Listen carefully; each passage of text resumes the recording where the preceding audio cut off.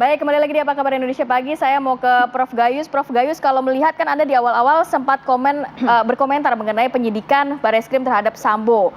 Prof juga mengatakan baru harus bisa menggali segala aspek untuk memperberat pasal Sambo sebelum masuk ke dalam ranah pengadilan. Nah, sejauh ini Prof, hingga putusan setelah kemarin, apakah sudah ada nampak pasal-pasal yang ditudingkan ke terdakwa Sambo ini akan tetap memperkuat untuk ancaman hukumannya sendiri, Prof? Tidak ada perubahan sampai dengan hari ini, yaitu dakwaan primer adalah 340 dengan ancaman hukuman 20 tahun seumur hidup dan hukuman mati. Kemudian subsidiarnya adalah 388 dengan sengaja menghilangkan nyawa orang. Nah, ini tetap belum ada perubahan dan dakwaan inilah sebagai pegangan bagi hakim. Kalau di tingkat PN, pengadilan negeri, ya hakim tentunya dan pengadilan tinggi, hakim akan terfokus kepada pasal yang didakwakan. Tetapi di tingkat Mahkamah Agung sebagai yudek yuris, ya itu membetulkan kalau ini salah ya dibetulkan, itu seringkali dilakukan untuk keadilan yang lebih hakiki, ya keadilan yang lebih bersifat material. Itu kira-kira pandangan saya seperti itu. Tetapi tadi mengenai kenapa saksi itu didahulukan, termasuk orang-orang yang tidak melihat sendiri, mengalami sendiri. Nah, memang itu salah satu langkah dari majelis untuk memperhatikan saksi korban yang memang paling menderita. Tetapi dasar hukumnya adalah putusan Mahkamah Konstitusi pada tahun 2010, tepatnya nomor 65 PUU 8 2010. Itu memperluas arti dari saksi. Saksi boleh tidak melihat sendiri, mengalami sendiri, tetapi mempunyai relevansi mengenai hal itu. Dan itu seringkali orang menyebut sebagai saksi alibi. Saksi alibi ini memang tidak pernah melihat, tidak pernah mendengar langsung, mengalami, tetapi dia mempunyai keterangan yang boleh didengar oleh di pengadilan. Nah, keluarga Yosua ini saksi alibi masuknya, Prof? Ya, masuk saksi alibi. Itu diatur berdasarkan MK, dan itu memang digunakan orang yang mempunyai relevansi, memberi keterangan yang berkaitan dengan relevansi dan dapat dipertimbangkan oleh hakim. Oke, saya nanti akan tanya ke Prof. Gayus soal perspektif hakim dalam memutuskan seperti apa ya. Tapi saya ke Prof. Muzakir dulu. Tadi kan Prof. Gayus mengatakan bahwa 12 keluarga dan kerabat dekat dari Brigadir Yosua ini merupakan saksi alibi. Nah, bagaimana peran dari saksi alibi dalam persidangan itu seperti apa? Apakah nanti bisa memberatkan atau justru sebaliknya meringankan para terdakwa?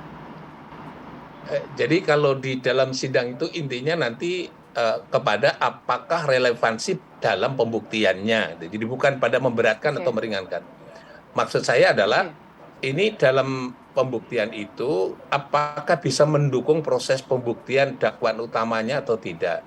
Jadi misalnya itu atau sebaliknya juga itu bisa meringankan dalam arti tidak bisa membuktikan, yang berarti tidak bisa dipertimbangkan ya. Maksudnya begini, tadi kalau dalam kasus 12 saksi ini kan yang bisa menjelaskan dampak viktimisasi yang dialami oleh korban, keluarga korban, orang tuanya dan sebagainya. Yang kedua adalah sekaligus dia bisa memberikan keterangan-keterangan yang terkait dengan korban, dalam hal ini korban pembunuhan.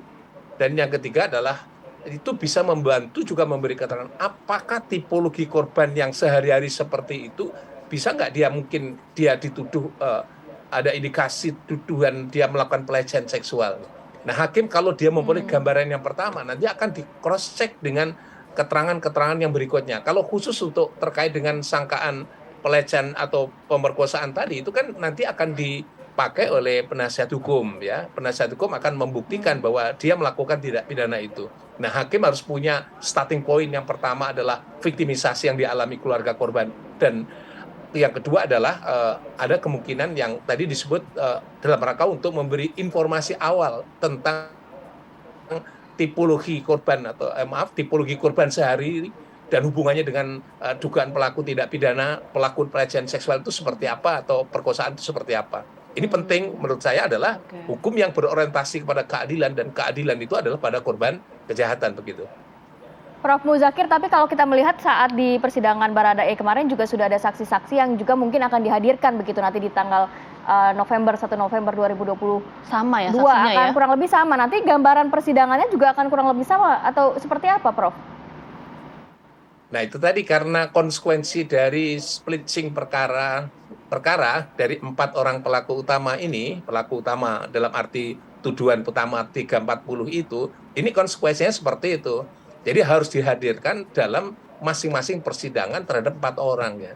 Jadi kalau itu misalnya dihadirkan lagi ya, pertama akan lihat konsistensi keterangan saksi dari keluarga korban itu ya. Dia konsistensinya seperti apa. Dan yang kedua adalah relevansinya dengan hubungannya dengan para pelaku atau para terdakwa yang sedang diadili. Mungkin keterangan terhadap misalnya Freddy Sambo akan berbeda dengan relevansinya dengan keterangan pada Putri atau dengan Kuat dan sebagainya gitu. Jadi mereka akan disampaikan dalam konteks terdakwa masing-masing dan hubungannya dengan korban kejahatan gitu. Demikian. Oke, Prof. Muzakir, singkat saja mungkin ya Prof ya, sebelum saya ke Prof. Gayus. Jadi kalau Prof. Muzakir melihat jalannya persidangan mulai dari sidang perdana sampai kemarin ini pemeriksaan saksi terhadap terdakwa Richard Eliezer dan minggu depan juga saksi yang sama juga 12 saksi. Nah, apakah kalau dari konstruksi kasus yang mengemuka di persidangan ini memungkinkan untuk Ferdy Sambo lolos dari jerat hukuman maksimal atau seperti apa? Yang 340 pembunuhan berencana, Prof?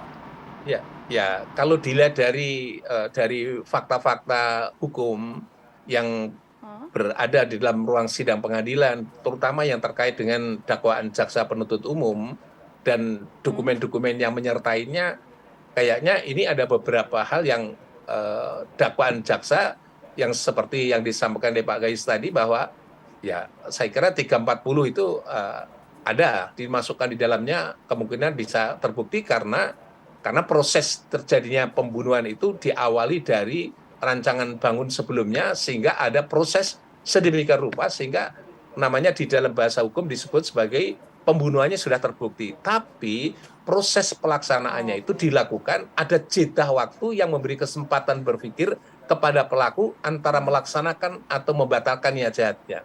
Itu terjadi ketika ada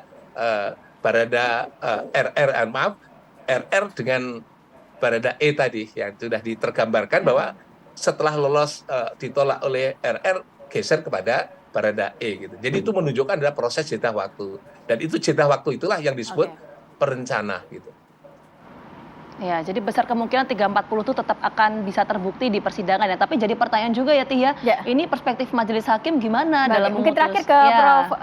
Gayus, kalau melihat persidangan yang akan diselenggarakan nanti, apa yang perlu dicermati dari sisi Anda yang juga sering begitu ya melakukan persidangan? Ya, tahapan dari